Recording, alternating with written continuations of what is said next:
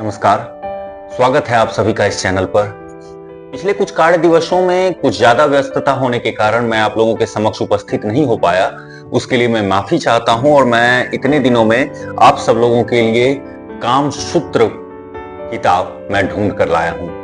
आज से कामसूत्र का सीरीज चलेगा, तो आप लोग अपना प्यार इसी तरह बनाए रखें।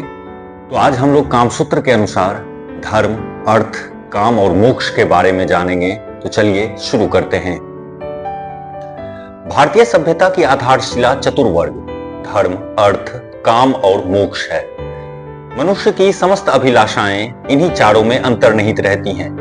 मानव देह में आवश्यकताओं को चाहने वाले केवल 4 ही अंग हैं और धर्म, अर्थ आदि चारों पदार्थ उनकी आवश्यकताओं की पूर्ति किया करते हैं। हमारे अंतर्गत शरीर, मन, बुद्धि और आत्मा, ये ही 4 अंग अनंत कामनाओं एवं आवश्यकताओं के केंद्र माने जाते हैं। इनकी सभी प्रकार की आवश्यकताओं की पूर्ति धर्म, अर्थ, काम और मोक्ष से हुआ करती है। शरीर के पोषण और संवर्धन के लिए अर्थ की, मन संतुष्टि के लिए काम की, बुद्धि के लिए धर्म की और आत्मा की शांति के लिए मोक्ष की आवश्यकता होती है।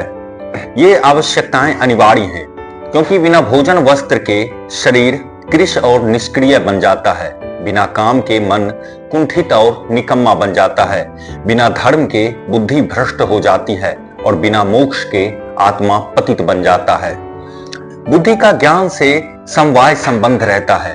ज्ञान की वृद्धि के साथ बुद्धि का विकास होता है।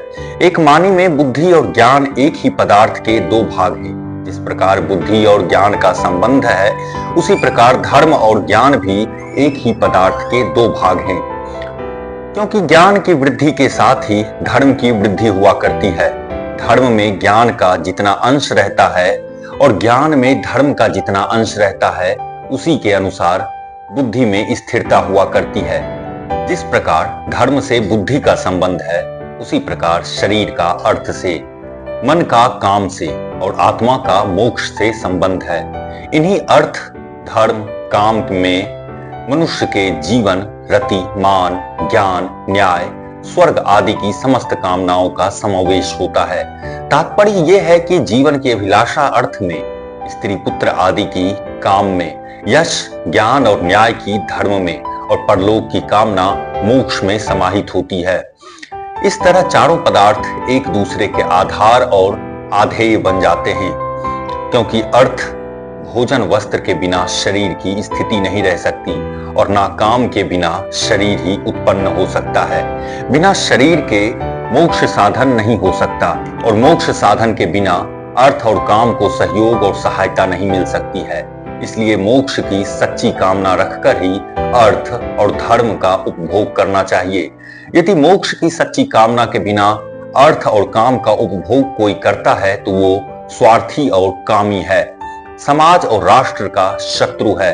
प्रकट है कि जहां स्वार्थ और काम लोलुपता बढ़ जाती है, वहीं समाज और राष्ट्र का पतन होता है। केवल धर्म पूर्वक प्राप्त अर्थ और काम ही मोक्ष के सहायक माने जाते हैं। आर्य सभ्यता में धर्म पूर्वक अर्थ और काम का ग्रहण करके मोक्ष प्राप्त करना ही मानव जीवन का लक्ष्य निर्धारित किया गया है। इसलिए आचार्य वात्स्यायन ने कामसूत्र को प्रारंभ करते हुए धर्म, अर्थ और काम की वंदना करते हैं। आचार्य का कामसूत्र वासनाओं को भड़काने अथवा कामुकों के लिए नहीं है, बल्कि जो काम को मोक्ष का सहायक मानकर धर्म पूर्वक काम का उपभोग करते हैं, उन्हीं के लिए है। प्राचीन आचार्यों ने सिद्धांत और व्यवहार के रूप में ये सिद्ध करके बतलाया है कि काम को मर्यादित करके उसको अर्थ और मोक्ष के अनुकूल बनाना केवल धर्म के ही अधीन है। निरंकुश काम को नियंत्रित और मर्यादित करके मोक्ष, अर्थ और काम के बीच सामंजस्य धर्म ही स्थापित कर सकता है। तात्पर्य यह है कि धर्मानुसार जीवन व्यतीत करते हुए मनुष्य लोक और परलोक दोनों बना सकता है। वैशेषिक दर्शन ने स्पष्ट किया है कि धर्म वही है जिससे अर्थ काम संबंधी ऐहिक सुख एवं मोक्ष संबंधी पारलौकिक सुख की सिद्धि होती है। वहां अर्थ और काम से उतना ही प्रयोजन है जितना से शरीर यात्रा और मन संतुष्टि का निर्वाह हो सके और अर्थ तथा काम में आसक्ति का भाव न पैदा हो।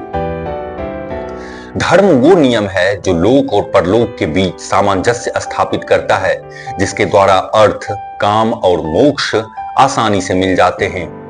धर्म की भांति अर्थ भी भारतीय सभ्यता की आधारशिला है।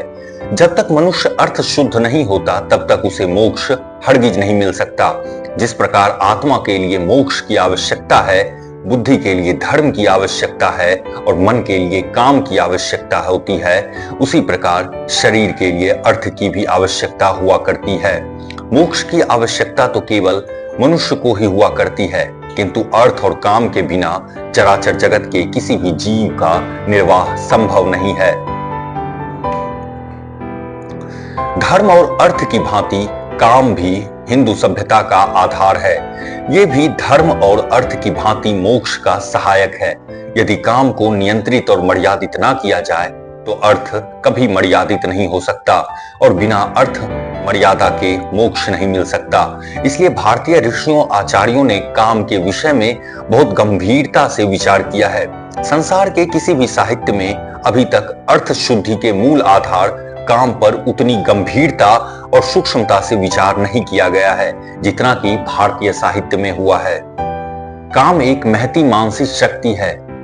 वो शक्ति भौतिक कार्यों में प्रकट होकर तथा अंतःकरण की क्रियाओं द्वारा अभिव्यक्त होकर दो भागों में बट जाती है। यही शक्ति कभी चैतन्य के रूप में और कभी भौतिक शक्ति के रूप में प्रकट हुआ करती है। कहीं तो ये छितरा कर काम करती है और कहीं संवरण रूप में काम करती हुई जान पड़ती है। प्रत्येक व्यक्ति का जीवन चित्त की इन्हीं आंतरिक और बाह्य शक्तियों के ऐसे छितरावों और संवरणों का संघर्ष स्थल बना रहता है। अणु अणु, परमाणु परमाणु में मन की ही यह द्विधा शक्ति समाई हुई है। इसका एक भाग बहिर्मुख है तो दूसरा अंतर्मुख है। एक भाग व्यक्ति को प्रवृत्ति की ओर झुकाता है तो दूसरा भाग निवृत्ति की ओर। जीवन की पूर्णता या अपूर्णता, सफलता या असफलता का मापक यंत्र आनंद ही है। विषयों से संबंध जोड़ने में व्यक्ति को प्रभूत आनंद मिलता है। इसलिए वो स्वभावतः सिद्ध है कि उसके इच्छित विषयों में से एक के भी नष्ट होने पर वो व्यक्ति अपने आप को नष्ट समझता है और उसकी उपलब्धि से वो अपने आप को कृतार्थ समझता है। काम सूत्र के पहले एपिसोड की समाप्ति यहीं पर करते हैं। धर्म, अर्थ, काम और मोक्ष की जानकारी आप लोगों को मिली। आप लोगों को ये जानकारी कैसी लगी आप कमेंट करके हमें जरूर बताइएगा। और बात बाकी आपने इतना प्यार इस चैनल को दिया है तो एक आग्रह और है आपसे कि मेरे ऑफ बीट मुसाफिर ट्रैवल चैनल को भी आप प्यार दें। श्री राधे।